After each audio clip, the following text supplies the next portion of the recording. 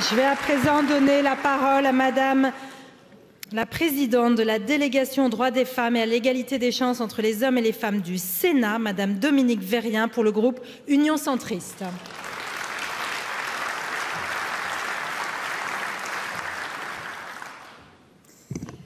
Madame la présidente du Congrès, Monsieur le président du Sénat, Mesdames et Messieurs les ministres, mes chers collègues, le 3 novembre 1793, Olympe de Gouges était guillotinée place de la Concorde. Olympe de Gouges qui écrivit la Déclaration des droits de la femme. Elle qui disait « La femme a le droit de monter sur l'échafaud, elle doit avoir également celui de monter à la tribune ». Et aujourd'hui, nous y sommes. La peine de mort est abolie, les femmes sont à la tribune, préside le Congrès, Madame la Présidente, et ensemble, nous allons écrire l'histoire en inscrivant le droit à l'avortement dans notre Constitution. Ici réunis, nous sommes les héritiers d'Olympe de Gouges, mais aussi de Simone Veil, de Gisèle Halimi, de Lucien Neuwirth et de toutes celles et ceux qui ont compris que l'universalité se conjugue au masculin comme au féminin. Mesurons le chemin parcouru par notre société. Il y a 50 ans, l'avortement était un crime pour la loi et une honte pour l'opinion. Les Français y sont aujourd'hui farouchement attachés.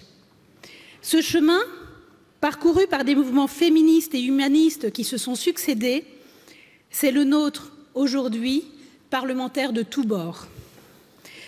Rendons en particulier hommage aux deux rapporteurs, Guillaume Gouffier-Valente pour l'Assemblée nationale et Agnès Canayer pour le Sénat, artisans de cette réussite.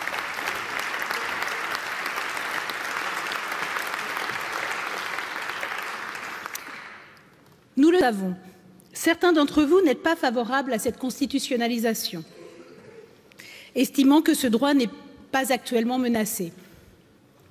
Actuellement.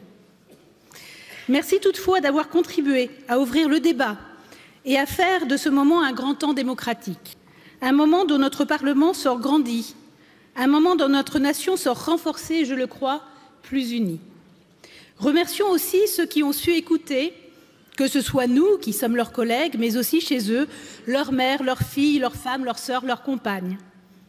Merci également à tous ceux qui, en fin de compte, ont su nous faire confiance, ont su mettre de côté leurs réserves et leurs doutes pour voter à nos côtés.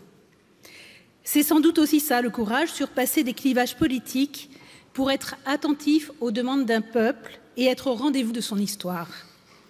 Mais c'est parce que ce droit a dû être conquis avant d'être acquis, parce que nous nous remémorons les souffrances de nos mères et de nos grands-mères, parce que nous saluons leur combat mais refusons de le réitérer, que nous nous sommes engagés dans cette protection. Et au-delà du long combat des associations, des militantes, des hommes et des femmes de nos deux assemblées, ce qui nous rassemble, c'est une certaine idée. Cette idée que la patrie des droits de l'homme, celle qui a tant brillé par ses positions courageuses et novatrices, est aussi celle du droit des femmes. Alors oui, cette constitutionnalisation pourrait ne jamais être qu'un symbole. Mais quel symbole! Et comme j'aimerais donner raison à ceux qui le pensent, comme j'aimerais me tromper, comme j'aimerais que jamais cette révision constitutionnelle ne serve, ou que par sa seule existence, elle dissuade demain toute menace contre l'avortement. Alors, pour le symbole ou pour la protection, offrons à cette liberté ce que notre République a de plus fort, notre Constitution. Écrivons notre Constitution que jamais la liberté des femmes à disposer de leur corps ne doit souffrir d'entraves. Mes chers collègues, nous allons écrire l'histoire. Et alors que nous nous séparerons et que la vie politique reprendra ses droits, je souhaite que cette journée ne soit pas une fin, mais une promesse. Une promesse que nous faisons aux femmes de ce pays qui auront un jour à recourir à l'IVG. Nous saurons vous accompagner avec dignité. Une promesse de nous montrer collectivement à la hauteur des aspirations françaises, des aspirations profondes, d'égalité et de liberté des Françaises. Faisons de la France un modèle, car si voter ce texte est un aboutissement pour nous, pour les femmes du monde entier, c'est un espoir. Beaucoup reste à faire, c'est demain que tout commence.